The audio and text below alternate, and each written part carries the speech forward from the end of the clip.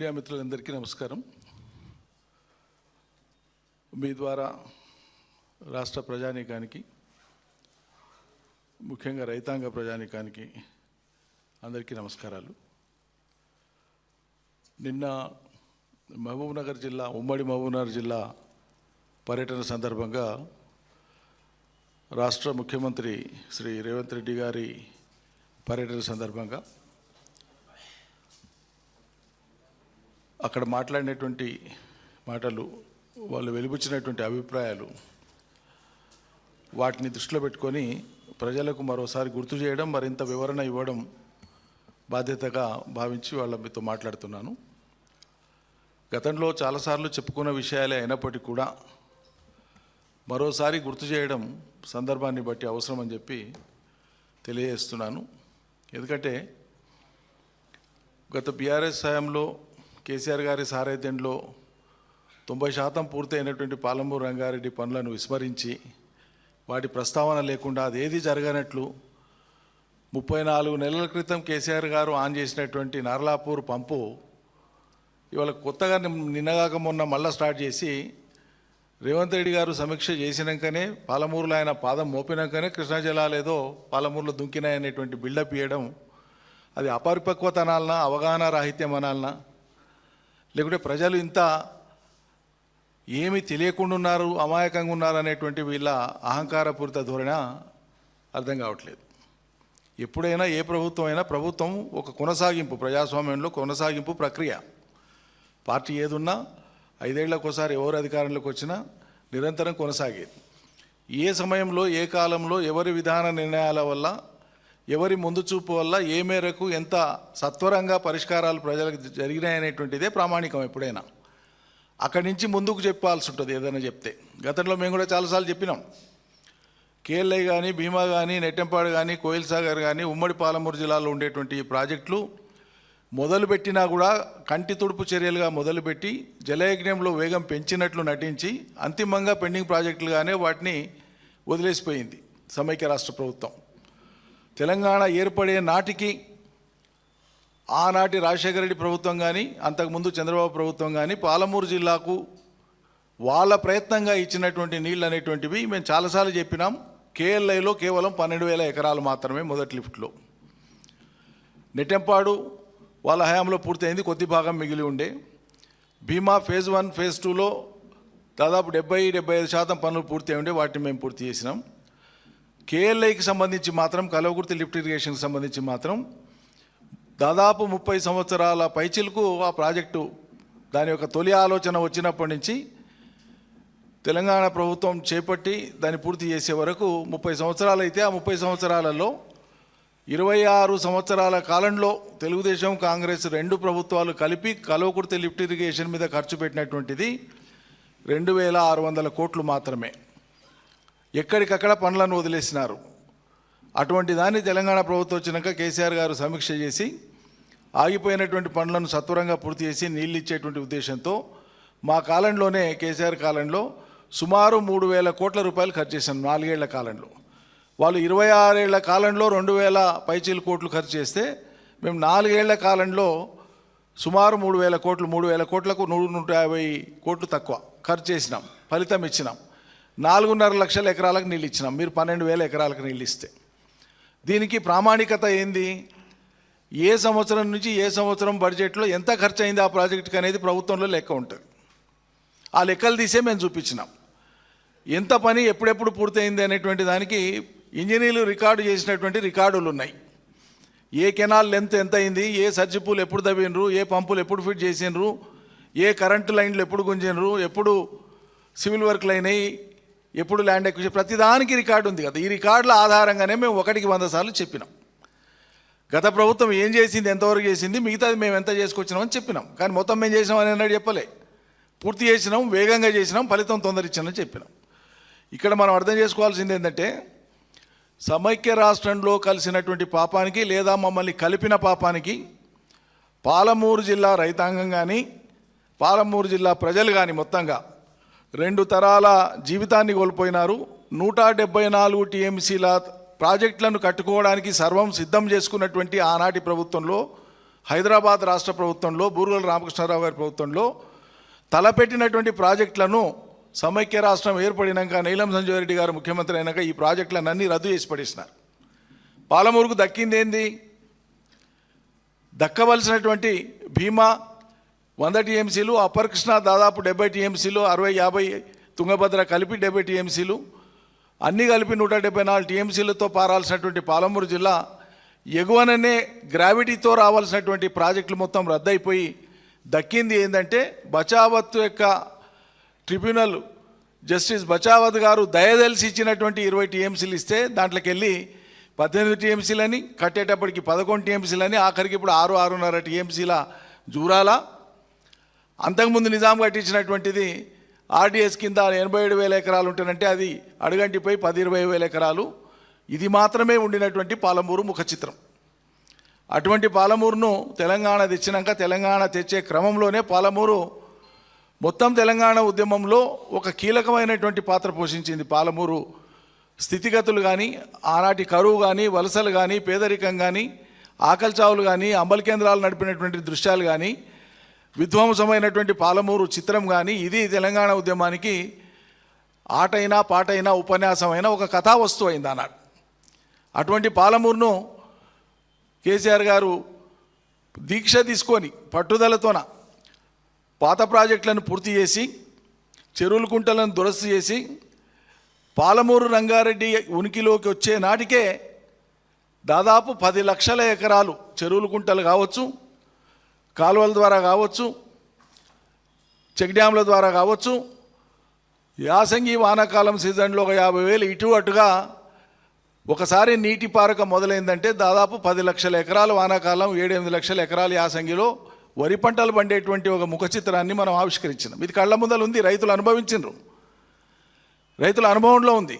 పంటలు పండినాయి, రైతు బంధు వచ్చింది, సుభిక్షంగా అయినరు, ఇండ్లు బాగైనాయి, ఊర్లు బాగైనాయి, ఆర్థిక స్థితిగతులు పెరిగినాయి, వ్యాపారం పెరిగింది, వర్తకం పెరిగింది, కొత్త జిల్లాలైనాయి, ఆర్థిక కేంద్రాలుగా వృద్ధి చెందినాయి, గృహ నిర్మాణం పెద్ద ఎత్తున మొదలైంది.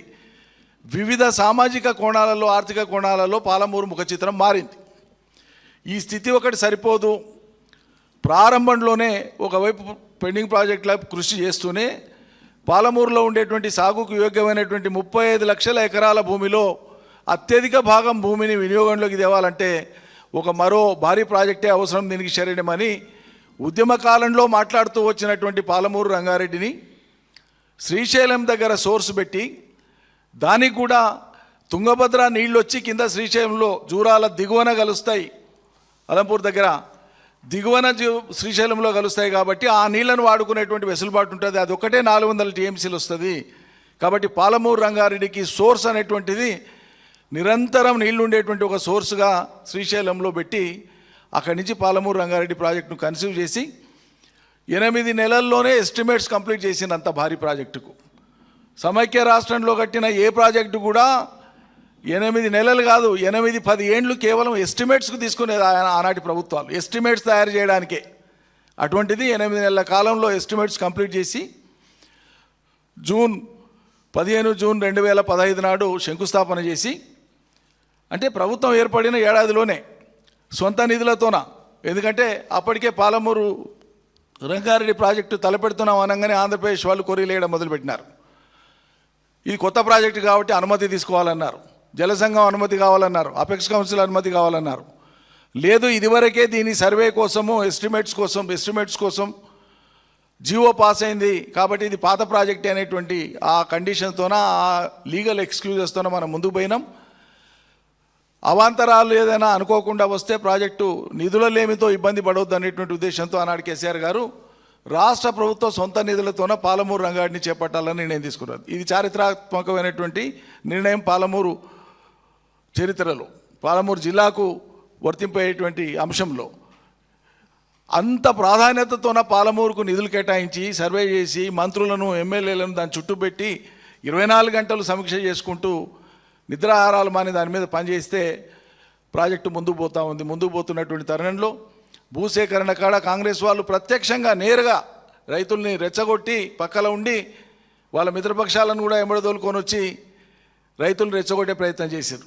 1-2 సార్లు రైతుల్ని ఒకసారి కాదు, రెండుసార్లు కాదు, వందల సార్లు ఆయా గ్రామాలు పోయి ఆయా రైతాంగంతో పోయి మేమందరం కూడా ఆనాడు భూసేకరణ సజావుగా జరగడానికి తోడ్పడ్డాం. భూసేకరణను అవసరమైన మొత్తం భూసేకరణ పాలమూరు రంగారెడ్డి మొత్తానికి 5 రిజర్వాయర్లు, పంప్ హౌజులు, కెనాల్స్ అన్నీ కలిపి ఆనాటికి కంటెంప్లేట్ చేసింది. 27,300 ఎకరాల పైచిలుకుంటే 27,000 పైచిలుకు ఎకరాలను మేము సేకరించినాం. Total land acquisition completed. 27,000 ఎకరాలను భూసేకరణ కంప్లీట్ చేసినాం. మిగిలింది 160 ఎకరాలే. ఏంది ఈ 160 ఎకరాలు?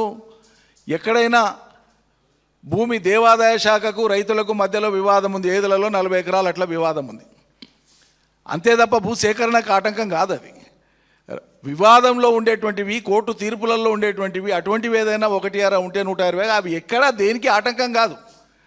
27,000 ఎకరాలు సేకరించిన చోట 160 ఎకరాలను పట్టుకొని అవగాహన రాహిత్యమా లేకుంటే ప్రజలకు అవగాహన లేదనేటువంటి భ్రమలో ఉంటాడో ముఖ్యమంత్రి తెలియదు. కానీ భూసేకరణ గాంధీ రిజర్వాయర్లు ఎట్లా నింపాలి, ఏడ నింపాలి, నీళ్ళు ఏడబోయాలని చెప్తాడు. అంటే జనానికి ఏం తెలియనట్లు కొత్తగా నేర్పుతున్నట్లేనా? చేసిన 27,000 ఎకరాల భూసేకరణ రాష్ట్ర ప్రభుత్వం నిధులతో చేయలేదా? ల్యాండ్ ఎక్విజిషన్ అవార్డ్స్ పాస్ చేయలేదా కలెక్టర్సు? కంపెన్సేషన్ రైతులకు ఇవ్వలేదా? రికార్డులు లేవా? ఇవన్నీ ఎట్లా మాట్లాడతారు ఇంత బాధ్యతారహితంగా? బాధ్యతారహితం అనాలా, అపరిపక్వత అనాలా, అహంకారం అనాలా, అజ్ఞానం అనాలా, ఏమనాలి దీన్ని? ఇట్లా మాట్లాడడంతో పాటు ఇట్లా అనేక సార్లు మాట్లాడారు. నేను ఎందుకు ఇదంతా చెప్తున్నానంటే, నిన్న ఉపన్యాసం ఇచ్చేటప్పుడు అక్కడ ముఖ్యమంత్రి మాట్లాడలేదు, కానీ ఆయనను ప్రసన్నం చేసుకోనికే అక్కడ ఉండేటువంటి నాయకులు మాట్లాడుకుంటా, ఇక మీరు పాదం మోపినాక, మీరు సమీక్ష చేసినాకనే పాలమూరులో నీళ్లు పడుతున్నాయనేటువంటి ఏమంటారు దాన్ని, ఆ భజన మాటలు మాట్లాడితే, మీరు భజన చేసుకోండి, కాళ్ళు మొక్కండి, లేకుంటే ఇంకా పాద పూజ చేయండి, మాకేం అభ్యంతరం లేదు. ఎవరి పార్టీ నాయకులు వాళ్ళు గౌరవిస్తే పూజ చేస్తే మేమెందుకు అభ్యంతరం పెడతాం? కానీ ప్రజల్ని ఎందుకు భ్రమలకు గురి చేస్తారు? 2.5 ఏళ్ళు మీ ముఖ్యమంత్రికి పాలమూరు జిల్లా మీద పాదం మోపనికైనా తీరిక దొరకలేదు, పాలమూరు రంగారెడ్డి మీద సమీక్ష చేయనికైనా తీరిక దొరకలేదు. ఇదే వేదిక నుంచి 60-70 సార్లు మాట్లాడింటాను నేను మా నాయకులందరూ. ఇక్కడి నుంచే జిల్లా నుంచి ఒక 100 సార్లు మాట్లాడింటాం. 70 సార్లు ఢిల్లీకి పోనికే టైం దొరికినోడికి పాలమూరు బిడ్డకు పాలమూరు ప్రాజెక్టును సమీక్షించేటువంటి తీరిక లేదని చెప్పి మాట్లాడి ప్రెషర్ మౌంట్ చేస్తే, ఒక పూట అట్లా వచ్చి హెలికాప్టర్లో వచ్చి అట్లా తిరిగిపోయి ఎక్కడ ఏ పని ఎంత అయింది, ఎంత కావాల్సింది, ఎంత నిధులు ఇస్తే ఎన్ని రోజుల్లో పూర్తి అవుతుంది అనేటువంటి ఒక్క డైరెక్షన్ కూడా ఇంజనీర్లకి ఇవ్వకుండా ఒట్టిగా వాపసు వచ్చేసాను. వస్తే ఏం మాట్లాడతారు? ఎట్లా నింపుతామండి భూసేకరణ గాంధీ, ఎట్లా నింపుతాం? ఇట్లా మాట్లాడొచ్చునా? ఓ ప్రభుత్వ అధినేత ఇంత బాధ్యతారహితంగా మాట్లాడొచ్చునా? ఏమంటారు దీన్ని? నెగ్లిజెన్స్ అంటారా? ఏమనాలి? దీనికి ఏం పదాలు వాడాలో నాకు అయితే అర్థమైతలేదు. కాబట్టి ఈ పాలమూరు ప్రాజెక్టులో 27,000 ఎకరాల భూసేకరణ పూర్తి చేసి మేము దిగిపోయే నాటికే 32,000 కోట్ల రూపాయల విలువైనటువంటి పనులను చేసినాం. ఆ పనులు ఏవేవి అంటే, 5 రిజర్వాయర్లు కట్టినాం. ప్రజలకు తెలిసినవైనా మళ్ళొకసారి చెప్పాలి కాబట్టి నేను చెప్తున్నాను. నార్లాపూర్, ఏదుల, వట్టెము, కర్వెన, ఉదండాపూర్ 5 రిజర్వాయర్లు కట్టినాం. ఈ 5 రిజర్వాయర్ల యొక్క ఇంపౌండింగ్ కెపాసిటీ, నీళ్లు ఆగి ఉండేటువంటి కెపాసిటీ 68 టీఎంసీలు. 68 టీఎంసీల సామర్థ్యం ఉండేటువంటి 5 రిజర్వాయర్లను కట్టినాం. ఈ 5 రిజర్వాయర్ల యొక్క కట్టల యొక్క లెంత్ ఏవైతే ఉందో రిజర్వాయర్లు 75 కిలోమీటర్లు. 5 రిజర్వాయర్ల కట్టల యొక్క లెంత్ వచ్చేసి 75 కిలోమీటర్లు. కట్టాలంటే మామూలు కట్టలు కావు, మీరు చూస్తే ఆశ్చర్యపోతారు. 15, 18, 17 టీఎంసీల రిజర్వాయర్ల కట్టాలు ఎంత ఎత్తు ఉండాలో మీరు ఒకసారి ఆలోచించేయండి. పైన 4 లైన్ రోడ్ అంత ఉంటాయి కట్టాలు, ఒక్కొక్కటి వెడల్పు 30, 40, 50 మీటర్ల ఎత్తులో ఉండేటువంటివి ఉన్నాయి. అక్కడ ఉండేటువంటి గ్రేడియంట్ లెవెల్స్ని బట్టి. ఆ తర్వాత పంప్ హౌస్లోకి వచ్చేవి వచ్చి, లెంత్లో కెనాల్ లెంత్కు కనెక్ట్ చేసేవి వచ్చి, అండర్ గ్రౌండ్ టనల్స్ ఏవైతే ఉన్నాయో, ఒక్క టనల్ యొక్క వ్యాసార్థము, డయామీటర్ అంటాం, ఒక టనల్ యొక్క వ్యాసార్థం 11.5 మీటర్లు, అంటే 11.5 మీటర్లు. 11.5 మీటర్లు అంటే దాదాపు 35 ఫీట్లు. 35 ఫీట్ల వ్యాసార్థంతోనే ఉండేటువంటి టనల్స్ 120 కిలోమీటర్ల నిడివిన పూర్తి చేసినాం, కంప్లీట్ చేసినాం ఎప్పుడో. ఆ తర్వాత టనల్స్కి లిఫ్ట్స్కి కనెక్ట్ అయ్యేటువంటి పాయింట్లో వచ్చేటువంటి ఓపెన్ కెనాల్స్ ఏవైతే ఉన్నాయో అవి 63 కిలోమీటర్లు, ఆ 63 కిలోమీటర్లు కంప్లీట్ చేసినాం. వీటన్నింటి దగ్గర సర్జ్ పూల్స్, పంపింగ్ కోసం అవసరమైనటువంటి ఎలక్ట్రోమెకానికల్ వర్క్స్ అన్నీ కూడా కంప్లీట్ చేసి 34 పంపులను ఫిట్ చేసినాం. ఒక్కొక్క పంపు 145 మెగావాట్ల పంపు ఒక్కొక్కటి. పాలమూరు రంగారెడ్డిలో ఒక పంపు 145 మెగావాట్లు అంటే ఒక పంపు 2 లక్షల హార్స్ పవర్ల మోటార్ అన్నమాట. ప్రపంచంలోనే హైడ్రో ఎలక్ట్రిసిటీ ప్రాజెక్టులో వాడేటువంటి పంపులు ఇంతకు పెద్దవి ఉన్నాయి, కానీ లిఫ్ట్ ఇరిగేషన్లకు వాడేటువంటి పంపులలో ఈ మోతాదు 145 మెగావాట్ల కెపాసిటీ ఉండేటువంటి పంపులు ప్రపంచంలోనే ఎక్కడ లేవు. KCR government, Telangana government was the Pioneer in this. వీటిని చూడడం కోసం, వీటి ఆపరేషన్ని చూడడం కోసం, వీటి ఇన్స్టాలేషన్స్ చూడడం కోసం, వీటి ఎఫిషియన్సీని చూడడం కోసం విదేశాల నుంచి ఇంజనీర్లు వచ్చిపోయినారు. కానీ ఇక్కడ ఉండేటువంటి కాంగ్రెస్కు, ముఖ్యమంత్రికి, ఆయన పార్టీ నాయకులకు, వాళ్ళ ప్రజాప్రతినిధులకు కళ్ళు కనిపించవు, అర్థం కూడా కాదు. ఇరిగేషన్లో ఓనమాలు కూడా రానటువంటి భట్టి విక్రమార్క నాకు చాలా బాధ అనిపిస్తుంది ఈ మాట అనడానికి. వేరే దాంట్లో ఆయనకు చాలా పాండిత్యం ఉండొచ్చు, గొప్పవాడు కావచ్చు, కానీ ప్రత్యేకంగా 3 రోజుల కింద పాలమూరు జిల్లాకు వచ్చి ఆయన మాట్లాడినటువంటి తీరు ఇరిగేషన్ ప్రాజెక్టులకు సంబంధించి ఆయనకు ఓనమాలు రావనేటువంటిది అర్థమవుతుంది. మొత్తం పాలమూరును పడావు పెట్టిండు కేసీఆర్, పాలమూరు రంగారెడ్డి ప్రాజెక్టును పడావు పెట్టిండు. ఇక మేము పూర్తి చేసి మేము నీళ్ళు ఇస్తామని మాట్లాడితే ఏమైనా అర్థం ఉందా ఇట్లా మాట్లాడడానికి? ఆ తర్వాత ఈ పాలమూరు రంగారెడ్డికి అవసరమైనటువంటి కరెంటు కావాలంటే ప్రత్యేక లైన్లు వేయాలి. టవర్ లైన్స్ అంటారు వీటిని. మామూలు పొలుసు వేసే లైన్ కాదు, టవర్ లైన్ ఇది. ఒక్కొక్క పంపింగ్ స్టేషన్ దగ్గర ఎన్ని మెగావాట్ల యొక్క సబ్స్టేషన్ అవసరమో తెలిసిన 400 kV సబ్స్టేషన్ అవసరం ఒక్కొక్క చోట. 4 పంపింగ్ స్టేషన్ల దగ్గర ఒక్కొక్కటి 400 kV సబ్స్టేషన్ని ఏర్పాటు చేసినాం. ఆ తర్వాత 250 కిలోమీటర్ల టవర్ లైన్, అది అన్ని పంపింగ్ స్టేషన్ల దగ్గర కలిపి గ్రిడ్ నుంచి అనుసంధానం చేసేటువంటి టవర్ లైన్స్ సుమారు 250 కిలోమీటర్ల టవర్ లైన్స్ని వేసినాం. ఇన్ని పనులు మీరు 190 కేసులు వేసి ఆంధ్రప్రదేశ్ ప్రభుత్వం దిక్కు దాయాదుల పోరు, 190 రకాల కంప్లైంట్స్, పర్యావరణ అనుమతులకు పోతే అక్కడ కంప్లైంట్స్, ఎన్విరాన్మెంటల్ క్లియరెన్సెస్ కాడ కంప్లైంట్స్, హైడ్రాలజీ క్లియరెన్స్ కాడ కంప్లైంట్స్, సుప్రీంకోర్టులో కేసు, కేంద్ర ప్రభుత్వం దగ్గర ఫిర్యాదులు, హైకోర్టులలో కేసులు, ఇన్ని రకాల అవాంతరాలు కల్పించినా కూడా ప్రత్యక్షంగా కాంగ్రెసే. వాళ్ళ కాలంలో కృష్ణ మీద 50 టీఎంసీల నీళ్ళు ఎనికే చేత కాలేదు వీళ్ళకు. 50 ఏండ్ల కాలంలో 50 టీఎంసీల నీళ్లను కూడా పాలమూరుకి ఇవ్వడానికి చేతగానటువంటి వాళ్ళు ఇలా ఇంత పెద్ద బృహత్ ప్రాజెక్టును మేము దశకు తీసుకొని వస్తున్న కాలంలోనే 100 రకాల మోకాళ్ళు అడ్డమేసినారు.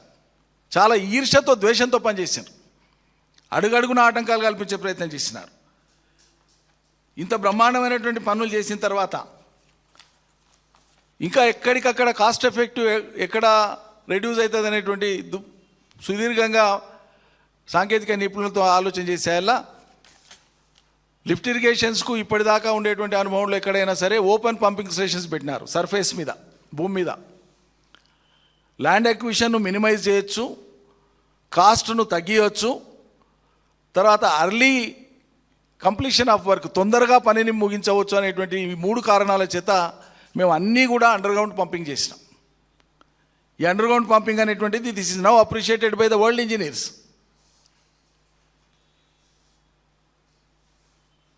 ఈ రకంగా అద్భుతాలు సృష్టించి కూడా ఏనాడు మేము గొప్పలు చెప్పలే. పని జరగాలి, ఫలితం రావాలి, ప్రజల జీవితంలో మార్పు రావాలి, ఇది మాత్రమే మా లక్ష్యంగా పెట్టుకొని పనిచేసినాం. కానీ అలా మేము చేసిన పనులకు, మేము కట్టిన బిల్డింగ్లకు రిబ్బన్లు కత్తరించి ఇది నేనే చేసిన అనుడు, ఇది ఎక్కడి నీచత్వం అండి, నాకు అర్థం కాదు. ఇప్పటిదాకా అయింది, ఇది అయింది, ఇక్కడి నుంచి మేము చేసినామంటే అర్థం పర్థం సింగారం దానికోటి. ఈయన పాదం మోపినాక నీ మోటార్ ఆన్ అయింది, నీళ్ళు వచ్చినట్టు నాకు సిగ్గు అనిపిస్తుంది ఇట్లా మాట్లాడితే. 34 నెలల కింద నీకంటే ముందు కేసీఆర్ స్టార్ట్ చేసి వచ్చిన దాన్ని వీళ్ళు నువ్వు చేసినా అని చెప్పి నువ్వు క్లెయిమ్ చేసుకోకపోవచ్చు. నీ సమక్షంలో అన్నప్పుడన్నా వారించాలి, కనీసం మాట్లాడేటప్పుడన్నా దాన్ని కరెక్షన్ చేయాలి. అది విజ్ఞత, ఉందాతనం, సంస్కారం. ఇవన్నీ మాకు లేవు అంటే మేము ఏం చేయలేం. ఇవి లేవు మాకు, మేము పాటించామంటే మేము చేయగలిగింది కూడా ఏం లేము. ఇవాళ కొత్తగా జడ్చర్ల కాడ మాట్లాడేటప్పుడు ముఖ్యమంత్రి గారు మాట్లాడి తెలిసి మాట్లాడిండో మరి ఆయనకి ఎవరు అడ్వైజ్ ఇస్తుంటో తెలియదు. నేను 120 టీఎంసీలు నేను అనుమతులు తీసుకొని వస్తా. 120 టీఎంసీలు ఎత్తుకునే విధంగా ఇన్ఫ్రాస్ట్రక్చర్ కంప్లీట్ చేసిన మహానుభావ. జీవో ఇచ్చేటప్పుడు టెక్నికల్గా పొరుగు రాష్ట్రాన్ని దృష్టిలో పెట్టుకొని వ్యూహాత్మకంగా వ్యవహరిస్తాం ఎప్పుడు కూడా ప్రభుత్వం. నువ్వు దేవలసింది ఇవాళ నిజంగా తెస్తే 40 టీఎంసీలు డిండి కోసం తీసుకురా పర్మిషన్ అదనంగా. 120 టీఎంసీల కోసం పాలమూరుకు ఆల్రెడీ జీవోలు ఇష్యూ చేసినవి ఉన్నాయి. నువ్వు కొత్తగా చేసేదేం లేదు. డిండి కోసం తీసుకురా చేతనైతే. డిండి కోసం తెస్తే సరిపోతుంది. ఇంకో ముఖ్యమైనటువంటి విషయం ఏంటంటే కృష్ణా బేసిన్లో పాలమూరుతో పాటు కృష్ణా బేసిన్లో ఉండేటువంటి ఇతర ప్రాజెక్టులు అన్నీ కూడా కలిపి అప్ టు ఖమ్మం, నల్గొండలో కానీ పార్ట్ ఆఫ్ రంగారెడ్డి కానీ ఖమ్మంలో పార్ట్ కానీ కలిపి కృష్ణా బేసిన్లో ఉండేటువంటి ఇదివరకే జీవోలు విడుదలై ఇదివరకే పనులు ప్రారంభించబడి ఇదివరకే అమల్లో ఉండి ఇప్పుడు అమల్లోకి వస్తున్నటువంటి అన్ని రకాల ప్రాజెక్టులకు కలిపి ఇరిగేషన్ డిపార్ట్మెంట్ వాళ్ళతో తీసుకున్నటువంటి వివరాల ప్రకారంగానే ఆయా లిఫ్ట్ ఇరిగేషన్లకు లేదా ఆయా కెనాల్స్కు, ఆయా ప్రాజెక్ట్స్కు, ఆయా కెనాల్స్కు అన్నింటికీ అవసరమైనటువంటి నీటి వినియోగం మొత్తం ప్రాజెక్టులకు సంబంధించి ఎంత అంటే మనకు 588 టీఎంసీల నీళ్లు కావాలి కృష్ణాలో. ఇది కొత్తగా మనం అలొకేట్ చేసుకునేది కాదు. ఆల్రెడీ మనం కంటెంప్లేట్ చేసి మనం మొదలుపెట్టి ప్రారంభించి కొన్ని ఫలితాలు వచ్చి కొన్ని ఫలితాలు రానుండి ఉన్నటువంటి మొత్తం ప్రాజెక్టులు కృష్ణా బేసిన్లో ఉండేటువంటి వాటికి 588 కావాలి. డ్రింకింగ్ వాటర్ కూడా కలుపుకుంటే దాదాపు 600 టీఎంసీ పడుతుంది మనకు. మనం చేసుకోవాల్సినటువంటి పని అది. నీటి పంచాయతీ తొందర తెంపుకొని Brijesh Kumar tribunal award finalise చేసుకొని వినియోగంలోకి వేగంగా తెచ్చుకోవాల్సినటువంటిది ఇది. పాలమూరును తొందరగా పూర్తి చేసి 2 దశలు, ఇప్పటికీ కంప్లీట్ అయినటువంటి రిజర్వాయర్లలో నీళ్లు నింపడం ఒక దశ, నిండినటువంటి నీళ్లను కాలువల ద్వారా పంట పొలాలకు మళ్లించడం 2వ దశ. కాలువల ద్వారా పంట పొలాలకు మళ్లించేది మీరు ఇంకో ఏడాదిన్నరకు చేసిన మీ ఉద్దేశం ప్రకారంగా ఈ పాటికే ప్రభుత్వం వచ్చిన మొదటి 3-4 నెలలు 6 నెలల లోపల ఒక 500-600 కోట్లు ఖర్చు చేసి ఉంటే, ఈ మాట 100 సార్లు చెప్పినా నేను, ఈ 68 టీఎంసీల సామర్థ్యం ఉండేటువంటి రిజర్వాయర్లను దశల వారీగా నింపుకునే అవకాశం ఉండే మనకు. మొదటి సంవత్సరం 40% నింపి ప్రోటోకాల్ పరంగా సెకండ్ ఇయర్ థర్డ్ ఇయర్లో మొత్తం నింపుకునే అవకాశం ఉండే. 2 వర్షాకాలాలు, అద్భుతమైనటువంటి వర్షాకాలాలు మీరు కోల్పోయినారు. 2024, 2025 సంవత్సరాల్లో వచ్చినటువంటి అద్భుతమైనటువంటి వర్షాలని మనం కోల్పోయినాం. ఈసారి ఎల్నినో వచ్చింది. నీళ్ళుండి రిజర్వాయర్లుండి నింపుకోలేనటువంటి మీ చాతకాంతనాన్ని ఏమనాలి వాళ్ళు తెలంగాణ ప్రజలు? దీనికి ఏ రకంగా కాళేశ్వరం కాడ వంకలు పెట్టే ప్రయత్నం చేసినారు. చక్కగున్న దాన్ని కూడా వంకలు పెట్టే ప్రయత్నం చేసి నీళ్ళు లేకుండా ఎలా కరువులో రైతుల్ని అల్లాడిస్తున్నారు. కనేపల్లి కాడ పంపులు స్టార్ట్ చేయొచ్చు అని చెప్పి నిపుణులు చెప్తున్నారు, ఇంజనీర్లు చెప్తున్నారు, ప్రజలు చెప్తున్నారు, సామాన్య రైతులు చెప్తున్నారు. కళ్ళ ముందల నీళ్లు ఉన్నాయి, పంపులకు అందుతున్నాయి, ఈ నీళ్లు కొట్టవచ్చు. మేడిగడ్డ కుంగినటువంటి 3 పిల్లల జాగాకు లేదా బరాజ్కు సంబంధమే లేకుండా నీళ్ళు ఇవ్వచ్చు అని చెప్పి ఈ మాటను గతంలో సీఎంగానే కేసీఆర్ గారు చాలా వివరంగా చెప్పినారు. కన్నేపల్లి యొక్క ప్రత్యేకత ఏంది అని వివరిస్తూ ఆయన చెప్పినారు. బరాజ్ లేకుండా కూడా నీళ్ళు ఇచ్చేటువంటి వెసులుబాటు మనం పెట్టుకున్నాం. ఆ రకంగా లొకేషన్ అట్లా నేచర్ మనకి ఇచ్చింది, దాన్ని వాడుకుంటున్నాం తెలివిగా అని చెప్పినారు. ఆప్టిమల్ పెట్టుకున్నప్పుడు ఆప్టిమల్ చేసుకుంటాం, మినిమం ఉన్నప్పుడు మినిమం చేసుకుంటాం. మినిమం ఉన్నప్పుడు కన్నేపల్లి కాడ వాడుకునే వెసులుబాటు ఉంది, అలా అది వాడతలేరు. పాలమూరులో ఈ నీళ్ళే వాడి ఉంటే, వాళ్ళ రిజర్వాయర్లలో నీళ్లు ఉండి ఉంటే, పోయిన సంవత్సరం మీరు నింపి ఉంటే, అటుపోయిన సంవత్సరం నింపి ఉండింటే, ఉట్టి భూగర్భ జలాలతోనే ఇలా పాలమూరులో పంటలు పండేది కనీసం 10-12 లక్షల ఎకరాల్లో. పచ్చబడ్డటువంటి పొలాలను చూసి, బాగు చేసుకునేటువంటి గ్రామాలను చూసి వలసలు వెనక్కి వచ్చేసి ప్రజలు మళ్ళీ పాలమూరులో స్థిరపడి మేము నెమ్మదిగా బతుకుతున్నామని సంతోషపడేటువంటి టైంలో ఇవాళ మళ్ళీ మీరు వాళ్ళని వలసలకు బాట పట్టిస్తారా ముఖ్యమంత్రి గారు? నువ్వు పాలమూరు బిడ్డవై ఉండి పాలమూరు ప్రజలకు ఇచ్చేటువంటి కానుక బహుమానం ఏంటంటే మళ్ళీ మీరు వలసలకు తయారు కాండి అని చెప్పడమే, అంతకుమించి ఇంకేం లేదు. 100% అంతే, ముమ్మాటికి అంతే. ఇప్పుడు నేను వివరించినటువంటి ఇన్ని పనులలో భూసేకరణ నుంచి రిజర్వాయర్లు కట్టిన కాడ నుంచి, పంపింగ్ స్టేషన్ల నుంచి, మోటార్ల నుంచి, టనల్స్ నుంచి, కెనాల్స్ నుంచి, టవర్ లైన్స్ నుంచి, 400 kV సబ్స్టేషన్స్ నుంచి, ఈ అన్ని మొత్తం పనులలో రేవంత్ రెడ్డి సర్కారు తట్టేడు మట్టేసిందా? ఒక్క నట్టు బిగించిందా? ఒక్క చిన్న పని ఒకనాడు చేసిండ్రు? ఏమీ లేదు, జీరో. ఏమి చేయకుండా మీరు పాదం మోపితే నీళ్ళు వచ్చినాయని మాట్లాడితేనంటే ఇంతకంటే అసహ్యం ఏమైనా ఉంటుందా? అసహ్యమైన విషయం కదా ఇది. ఇప్పటిదాకా ఏమి చేయకుండా ఉన్నటువంటి దానికే మీరు క్షమాపణ చెప్పాలి. నాకు అర్థం కానికనే 2.5 ఏళ్ళు పట్టిందంటివి నువ్వే. ఇక అర్థం కానికనే 2.5 ఏళ్ళు పట్టినటువంటి వాడివి. మిగిలిన 2.5 ఏళ్ల కాలంలో నువ్వు పని మొదలు పెడితే కూడా ఆ ఫలితం కూడా రాదు. ఇక మీకు అర్థమైనటువంటి విషయం అది. నేను నిన్న కూడా టీవీ మాధ్యమంలో చెప్పిన, ఆర్థిక మంత్రి బట్టి విక్రమార్క గారు నోన్ యాంటీ తెలంగాణ ఇటు ఆయన సమైక్యవాది. ఇప్పుడు ఆయన నిందించాల్సిన అవసరం లేదు, యథార్థమే చెప్తున్నా నేను. ఉద్యమం నడిచేటప్పుడే ఆయన సమైక్యాంధ్ర కోసం మాట్లాడిన వ్యక్తి. ఆయన మీద ఏం భ్రమలు లేవు మాకు కానీ ఇంకెవరికి కానీ. ఆయన ఎందుకు ప్రేమ చూపిస్తాడు? కనేపల్లి పంపులు స్టార్ట్ కావాలంటే 2-3 వేల కోట్ల రూపాయలు అవసరమైతే ఇవ్వద్దు అనేటువంటిది వాళ్ళ దురుద్దేశం. రేవంత్ రెడ్డి గారు ఆయనకి ఏ కోశాన ఎక్కడ ఏడ కూడా గొంతులో హృదయంలో ఇంత తడి లేదు. తెలంగాణ తడి లేనటువంటి పొడి మనిషి రేవంత్ రెడ్డి. తెలంగాణ తడి లేని పొడి మనిషి రేవంత్ రెడ్డి. ఇన్ని అనుభవాల ద్వారా నేను చెప్తున్నా, బాధపడుతూ చెప్తున్నా, సిగ్గుపడుతూ చెప్తున్నా. పాలమూరు వాడైనందుకు ఏవి ఎట్లున్నా ఉరుకురుకులాడి పాలమూరు ఫలితం ఇవ్వాల్సిందే రేవంత్ రెడ్డి. ఆయనకు వచ్చినటువంటి సువర్ణ అవకాశానికి ప్రజలు కూడా ఆశించిండ్రు. చేసిన కాడికి కేసీఆర్ చేసిండు, ఈ నుంచి ముందరికైనా చేస్తాడేమో అని ఆశపడ్డారు. పడావు పెట్టడానికి నువ్వే కావాలన్నా మనగానివి? సిగ్గు ఎగ్గు లేకుండా మాట్లాడతారు మీ వాళ్ళు. మళ్ళా 2.5 ఏళ్ళు పడావు పెడితే నెలనో 2 నెలల్లో చూసి నీతోనికి వచ్చి హడతాలు చేయాలి వాళ్ళు. ఏదైనా పని నెరవేరకపోతే మేము కేసీఆర్ గారి దగ్గర మంకుపట్టు పట్టేది, ప్రచారం చేయకపోయేది బయటికి. అవసరమైతే ఇప్పుడు అన్నం తినకుండా అలిగేది మేము. మా గోడు వినండి సార్, ఇదేదో విన్న తర్వాత తింటామని చెప్పేది ఇలా బహిరంగంగా చెప్తున్నా నేను. ఆ సమస్య యొక్క తీవ్రత అర్థం కావాలని 2.5 ఏళ్ళు ఏం చేసిండ్రు వీళ్ళు? ఘోరమైన నిర్లక్ష్యం. ఇలా కరువును చూస్తుంటే నా కడుపు తరుక్కపోతుంది. పొలం లేని రైతులు కూడా చాలా డిమాండ్ మీద కూళ్ళకు వచ్చేది. మాకు ఇలా పని ఉందా, రేపు వస్తాపో అని చెప్పేది. తోచినప్పుడు పనికి పోయి బతికేటువంటి స్వేచ్ఛ వచ్చిండే రైతాంగానికి కానీ కూలీలకు కానీ. ఇలా దిక్కుమాలిన పరిస్థితి ఏర్పడేది. మళ్ళా ఎక్కడికక్కడ పత్రికలలో మీరే చూపిస్తుండ్రు, టీవీలలో మీరే చూపిస్తుండ్రు.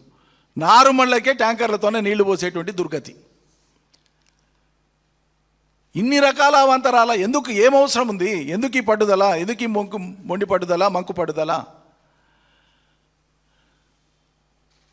మేము టెండర్ పిలిచిన కెనాల్స్ని క్యాన్సిల్ చేసి నువ్వు కొడంగల్ పెట్టుకున్నావు, ఓకే పెట్టుకున్నావు, బాగానే ఉంది. మరి ఈ ఆడ 4-5 వేల కోట్లు ఖర్చు చేసేటప్పుడు కొడంగల్ కాడ ఈ 5 రిజర్వాయర్లకు నీళ్ళు వచ్చే అవకాశం ఉండేటువంటి కాడ 500-600 కోట్లు ఖర్చు చేస్తే రిజర్వాయర్లు అయితే నిండుతాయి కదని నేను అనేది. అది రిజర్వాయర్లు నిండి ఉంటే ఇలా భూగర్భ జలం పుష్కలంగా ఉండేది కదా అని నేను అనేది. ఎందుకు చేస్తలేరు? ఇక అప్పుడైతే పనులు నడుస్తున్నప్పుడు మంత్రిగా ఉండే అప్పుడు జూపల్లి పాలమూరు పనులు నడుస్తున్నప్పుడు ఇక తబ్బిబ్ అయిపోయిన 2 సార్లు వివిధ సందర్భాల్లో 2 సార్లు బస్సులు పెట్టి ఇక్కడి నుంచి మీడియా మిత్రులను తోలుకొని పోయి అవన్నీ చూపించి కేసీఆర్ ఇంద్రుడు చంద్రుడు నా జీవితంలో అనుకోవాలి ఇట్లా అవుతుంది పని, ఇవన్నీ మాట్లాడి అన్ని రికార్డులలో ఉన్నాయి. అన్నీ కూడా మేము ప్లే చేసి చూపించినాం. ఏమన్నా సిగ్గు అభిమానం ఉన్నోడైతేనంటే సిగ్గుపడాలి, తలదించుకోవాలి. అవి లేనోళ్ళు ఏం చేస్తాం? మళ్ళీ ఇవాళ అదే నోటితోనే ఎట్లా మాట్లాడతాడు?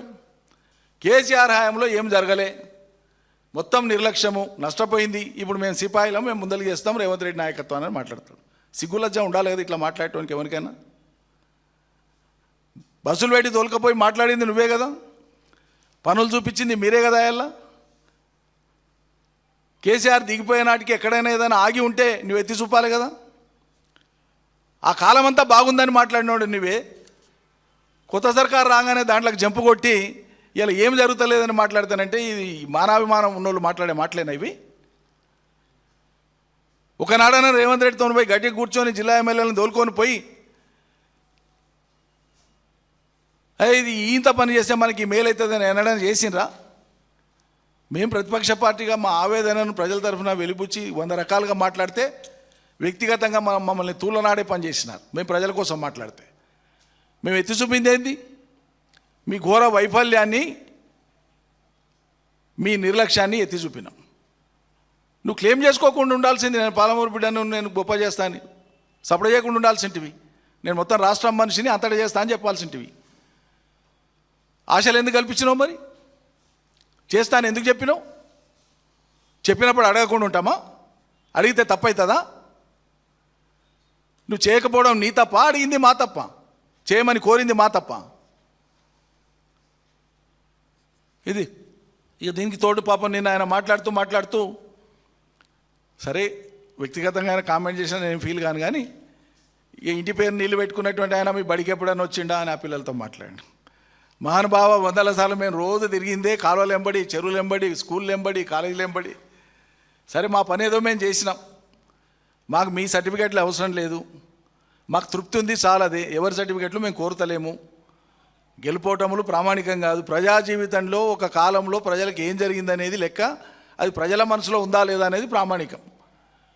కానీ విద్యా వ్యవస్థ మొత్తం నాశనం అయిపోయింది గత బీఆర్ఎస్ కాలంలో అని మాట్లాడతాడు. ఈయన మాట్లాడించినటువంటి విద్యార్థిని అమ్మాయి కేసీఆర్ గారు పెట్టినటువంటి గురుకులంలో చదువుకుంటున్నటువంటి అమ్మాయి. ఆ అమ్మాయి అద్భుతంగా మాట్లాడింది. కేసీఆర్ తయారు చేసినటువంటి ఆ బిడ్డ మాట్లాడిన మాటలు కేసీఆర్ స్కూల్లో మాట్లాడినటువంటి మాటలు. 1000 గురుకుల పాఠశాలలు, ఒక్క పాలమూరుకే నువ్వు ఇయ్యాలడికి ఏమి ఇయ్యలే. నీ ఒక్క కొడంగల్కు, అది కూడా సిద్దిపేటలో ఉన్నదాన్ని పక్కకెళ్ళి అట్లా పక్కకు తోలుకొని పోయి దాంట్లో పడేసుకున్నావు. కానీ నువ్వు కొత్త చేసింది ఏమి లేదు. వెటర్నరీ కాలేజ్ పాలమూరుకు చేసింది ఏం లేదు, శూన్యం. కేసీఆర్ సర్కార్ వచ్చినాక పాలమూరు రంగారెడ్డికి శంకుస్థాపన చేసే రోజు మేము రిక్వెస్ట్ చేసి కేసీఆర్ గారిని కమిట్ చేయించినాం, అమలు చేయించినాం. సరే ఇలా ప్రాజెక్టుకి శంకుస్థాపన చేస్తున్నాం.